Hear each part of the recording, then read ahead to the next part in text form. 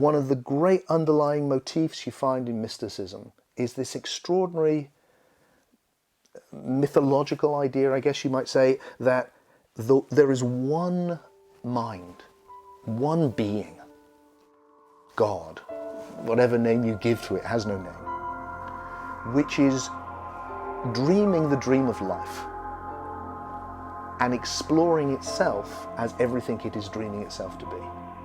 It's dreaming itself to be me, it's dreaming itself to be you, and then through us as individuals, it is knowing itself.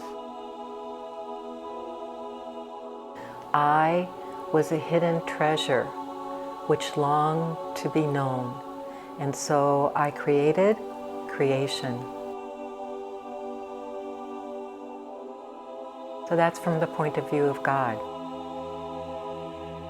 When we come into life and experience all of the rich textures of life, God is experiencing God. When we hit the mystical experience, when we wake up, then that oneness knows itself. And the notion is that there is a being, or there is God, there is the divine presence. The divine presence is in its unity. It is.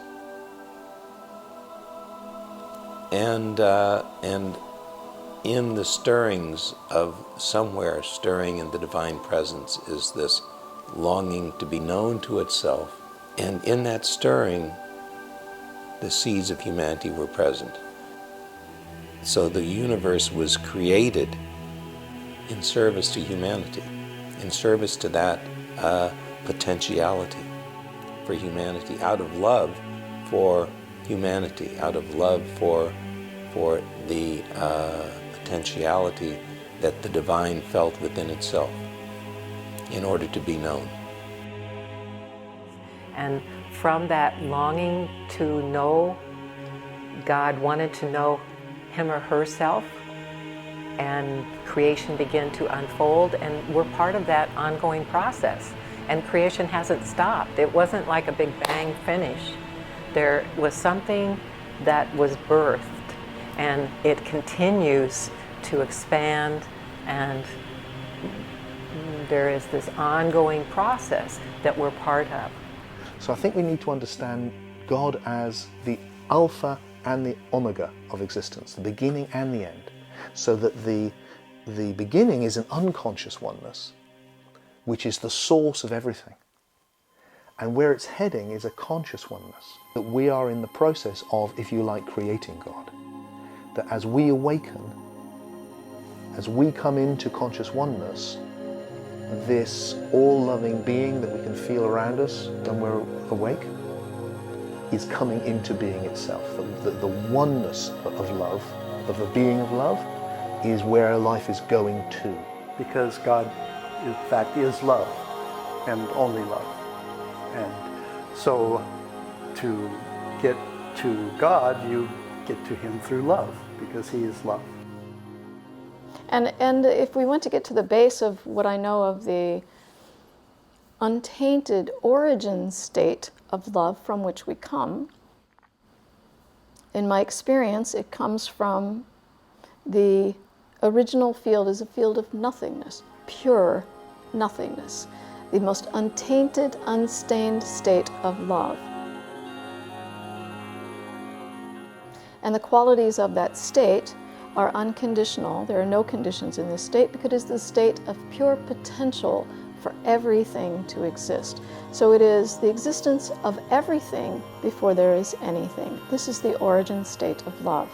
In this state it is unconditional. There are no conditions here. Everything is equal, so it is a state of equality. Everything is equal in its possibility to manifest. It is also the state of pure freedom. At the same time, it is the state of pure unity, because everything is at one in the state of its possibility to exist. If God is the flow, and the water wheel of love, as St. Bonaventure called it, is always in the same direction of love, outpouring love, endless love, infinite love, The water wheel only flows in one direction. In the Tamil language, there's a phrase,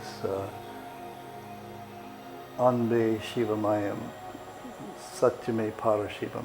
Anbe Shivamayam means that the immanence of God is love. Everything that is here in creation and form is God's love at work. And mystics will often, almost always, come to that revelation. They come to the feet of God, so to speak, and they find that God is this infinitely compassionate being.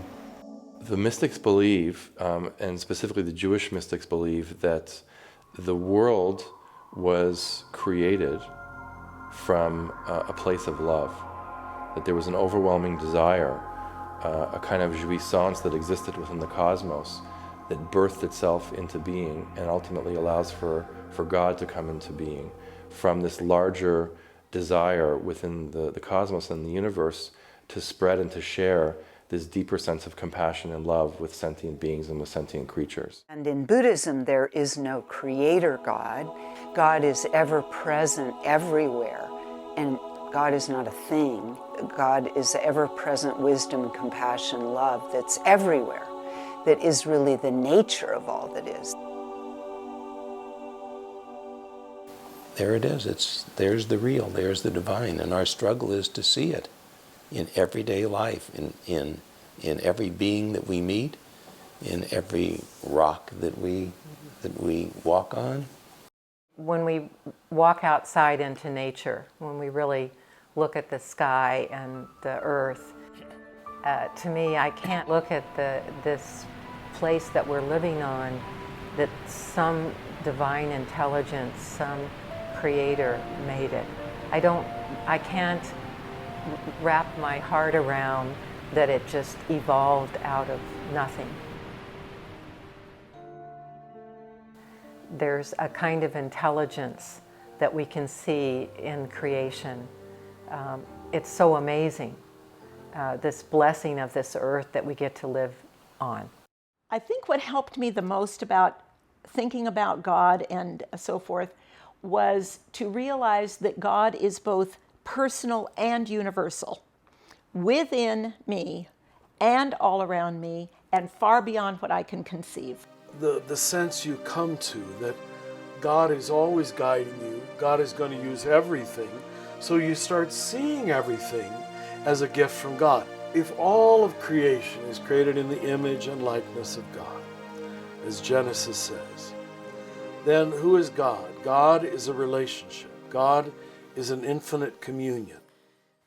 There is a something that is happening all over the universe. And we learned that from the guys that went to the moon and came back and said it's up there too. So when they were on the moon, they experienced this intense bounty of love and connection and spiritual awakening, the guys that went to the moon, okay? So this universe is somehow full of this thing, this quality of life that we are calling something. Using the word God is so loaded with our conditioning that perhaps using the divine, or more commonly the real, to talk about the real, and each person must construct his or her own vision of the divine. I love to use the word God, but I'm also very comfortable with higher power, infinite intelligence, divine order, infinity, the infinite love. And ultimately, there is no such thing as the word God. I mean, as we think of it, there is no such thing as the word God. And so you make your own, you can make your own figure. That's part of growing. God lives inside of each of us. We're not separate from God. It's not an I-thou relationship. We are part of God. God is much vaster than we can conceive of. But within us is a mustard seed of God in our heart. You know, the teachings are that the door to the heart itself, is the way that we can connect with the beloved. There is this energy that permeates everything. And Deepak Chopra calls it a vibration.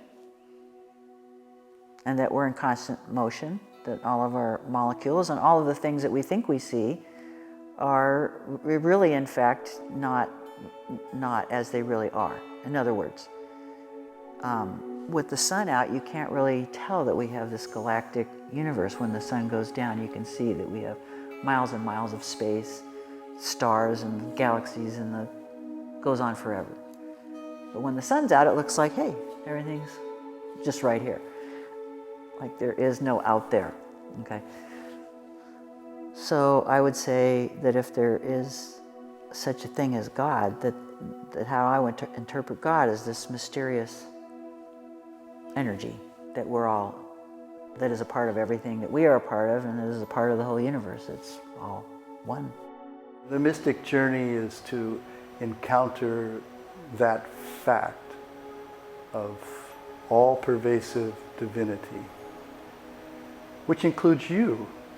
You know, we often think, well, God is in everything, but we don't include ourselves in that equation. You know, God is in the trees, and God is in the birds, and I see God in the butterflies. And people can see God in a beautiful flower more than they can see God in themselves.